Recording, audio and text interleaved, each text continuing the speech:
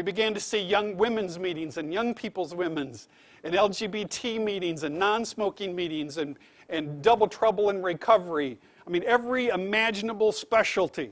Suddenly we began to have these. So the recovery community, if you will, became a very extremely diverse community compared to what it had been, say, even 10 years earlier. We began to see recovery community institution building. I almost liken this to the civil rights movement and the women's movement and the kind of institution building that happened as part of that. What we began to see were virtually new recovery support institutions, an explosion in growth of recovery homes in the United States. We began to see recovery schools in the United States, both recovery high schools, and we began to see recovery programs in colleges and universities, which I hope most of you would concur is a fairly abstinence hostile environment, at least if your side of the pond is anything like our colleges and universities. We began to say, well, what about people who virtually have never had a legitimate job in their life, who may be in their 30s and 40s and now trying to enter the workforce? And we began to get recovery employment co-ops. We began to get recovery-based industries that provided a pathway, sort of an incubation chamber, if you will, for people to develop legitimate work histories to then mainstream into the workforce.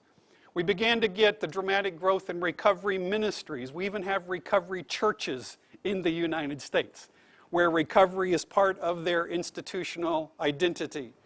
We're getting recovery cafes. We're getting an explosive growth of wired recovery communities, David. Wired in the sense of our internet-based recovery communities are growing explosively in the United States. And we're finding that initially our thought was, these are individuals who are using online recovery support meetings to supplement face-to-face meetings in which they're participating, until we began to look at them and discovered what? Large numbers of these people do not participate in face-to-face. And we're bringing a whole new generation of people into recovery through this framework. I'll give you an example. Currently, worldwide, 34% of Alcoholics Anonymous membership is women. What do you think we find when we study AA online meetings in terms of gender representation? 50, 60, 70, some groups even 80%. So you begin to think, what is it about this thing called the internet that would attract women in such high numbers? Think about the list. Convenience, safety, don't have issues of child care. What about stigma?